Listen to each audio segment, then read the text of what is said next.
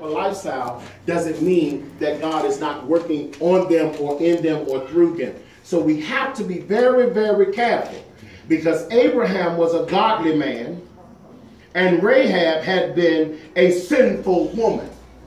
Okay? Abraham was a friend of God and Rahab belonged to the enemies of God. What did they have in common? I just told you. What do they have in common? They both exercised their own levels of faith. Abraham demonstrated his saving faith by his works, and Rahab demonstrated her saving faith by her works. In James verses 20 through 24, Abraham demonstrated his, and Rahab demonstrated hers in verses 25 and 26. We learn from this passage that faith without works is dead. That faith only, the only time this phrase is found in the scriptures, cannot even justify one. Verse 24. The perfect faith, it works.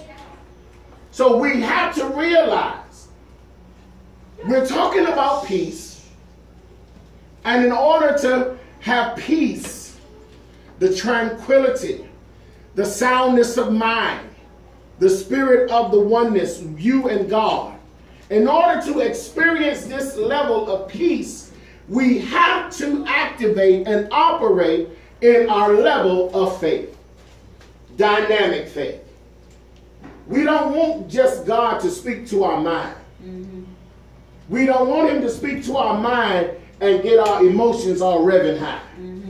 We want God to speak to the whole man. Well, we desire for God to speak to the whole man. Amen. And when you are walking in your walk with God, we realize sometimes there are certain things about this whole man we don't want to give up.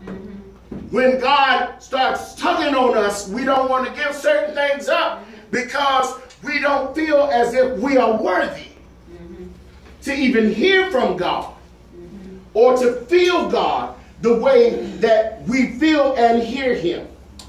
That whole man situation right here, this dynamic